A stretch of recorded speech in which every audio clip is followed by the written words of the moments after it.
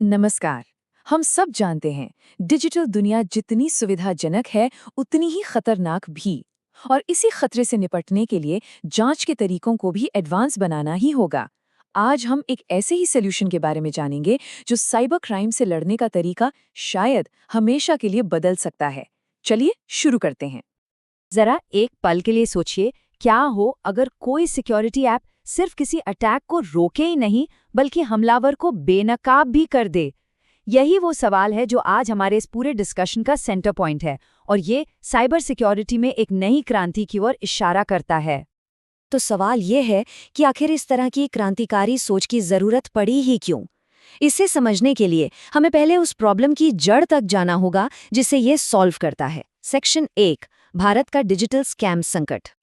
देखिए, भारत की digital economy जितनी तेजी से बढ़ रही है, धोखेबाज भी उतने ही शातिर होते जा रहे हैं। फेक यूपीआई साउंड बॉक्स जैसे स्कैम्स इसका बड़ा उदाहरण है, जहां टेक्नोलॉजी और सोशल इंजीनियरिंग का इस्तेमाल करके लाखों लोगों को निशाना बनाया जाता है। ये खतरा बहुत असली है और हम सबके काफी करीब हैं। तो फिर इस बढ़ते हुए डिजिटल फ्रॉड की चुनौती का सामना कैसे किया जाए? और यहीं पर एक नया और जबरदस्त आइडिया सामने आता है। सेक्शन 2, एक नया साइबर सुरक्षा कवच। और यहीं पर एंट्री होती है एक एआई पावर्ड प्लेटफॉर्म की, जो नकली बैंकिंग ऐप से लड़ने के लिए सिर्फ डिफेंस नहीं बल्कि एक डिफेंस ऑफेंस स्ट्रैटेजी अपनाता है। मतलब ये सिर्फ बचाव नहीं करता बल्कि पलटवार करने की भी तैयारी करता है। तो ये काम कैसे करता है? इसका तरीका है डुअल इंजन एनालिसिस। सबसे पहले जब कोई सस्पेक्टेड ऐप अपलोड होता है तो सिस्टम उसके कोड को स्कैन करता है। इसे कहते हैं स्टैटिक एनालिसिस। ये एक तरह का फर्स्ट लेवल चेक है, लेकिन असली खेल अगले स्टेप में है। ऐप को एक सेफ, कंट्रोल्ड माहौल में चलाया जाता है, जिसे सैंडबॉक्स कहते हैं, ताकि उसके बिहेवियर को मॉनिटर किया जा सके। और ये है डायनामिक एनालिसिस। आखिर में एआई इन दोनों जांचों के रिजल्ट्स को मिलाकर एक फाइनल रिस्क स्कोर देता है। और यहीं पर हमें स्ट्रैटेजी में एक बहुत बड़ा शिफ्ट देखने को मिलता है। जो पुराने स्कैनर्स थे वो रिएक्टिव थे, मतलब वो सिर्फ उन खतरों को पहचानते थे जिनके बारे में पहले से पता होता था। लेकिन ये नया अप्रोच प्रोएक्टिव है। ये ऐप के बिहेवियर को एनालाइज करता है और इसी वजह से ये उन नए अनदेखे खतरों को भी पकड़ सकता है जिन्हें पहले कभी देखा ही नहीं गया।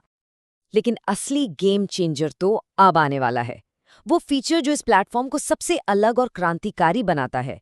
तो चलिए देखते हैं सेक्शन 3 में ट्रैप मास्टर का पलटवार। अब इसे समझने के लिए पहले हनीपॉट शब्द को समझना जरूरी है। हनीपॉट, सोचिए, एक तरह का डिजिटल चारा है, एक नकली सिस्टम जिसे जानबूझकर ऐसा बनाया जाता है ताकि हैकर्स उस पर अटैक करें। और जब वो ऐसा करते हैं तो उनके तरीकों और उनकी पहचान को चुपचाप रिकॉर्ड कर लिया जाता है। तो होता क्या है, जब भी कोई मैलवेयर पकड़ा जाता है, ये ट्रैप मास्टर एक्टिवेट हो जाता है।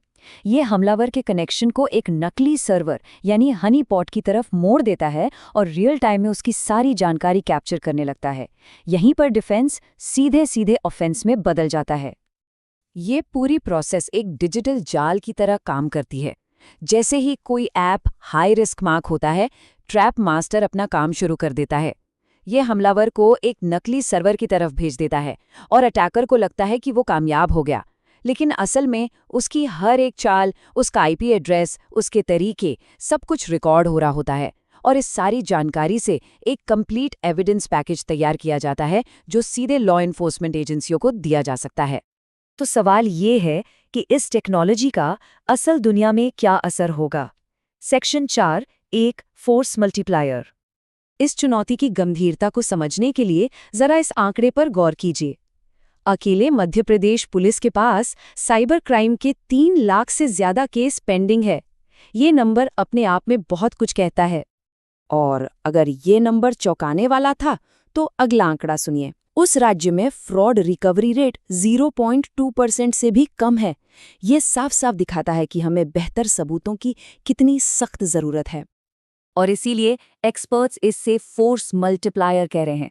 ये प्लेटफॉर्म कानून लागू करने वाली एजेंसियों को कार्रवाई करने लायक पहले से तैयार इंटेलिजेंस देता है। ये सिर्फ एक टूल नहीं, ये एक गेम चेंजर है। इसका फायदा सिर्फ एक को नहीं बल्कि सबको होता है। पुलिस को केस सॉल्व करने के लिए ठोस सबूत मिलते हैं, बैंकों की सिक्योरिटी रिएक्टिव से प्रोएक्टिव हो जाती है, हम जैसे आम लोग फ्रॉड से बचते हैं और पूरी इंडस्ट्री को नए खतरों और अटैकर्स की चालों के बारे में ज़रूरी डेटा मिलता है। ये सबके लिए एक विन विन सिचुएशन है। तो अब आगे क्या? इस कमाल की टेक्नोलॉजी का भविष्य कैसा दिखता है? सेक्शन 5, आगे का रास्ता। इसका रोड मैप भी बिल्कुल क्लियर है। सबसे पहले मध्य प्रदेश पुलिस के साथ एक पायलट प्रोग्राम लॉन्च किया जाएगा। वहां से जो डेटा मिलेगा उससे एआई मॉडल को लगातार बेहतर बनाया जाएगा और फिर इसे बड़े लेवल पर लाने के रास्ते खोजे जाएंगे ताकि ये भारत के पूरे साइबर डिफेंस इकोसिस्टम को मजबूत कर सके। और ये हमें आखिर में एक बहुत बड़े सवाल पर लाके खड़ा कर देता है। जब साइबर डिफेंस खुद पलटवार करने की ताकत रखता हो तो डिजिटल क्राइम के खिलाफ इस लड़ाई में पावर का बैलेंस कैसे बदलता है? ये एक ऐसा सवाल है जिसका जवाब हमारा आने वाला कल तय करेगा।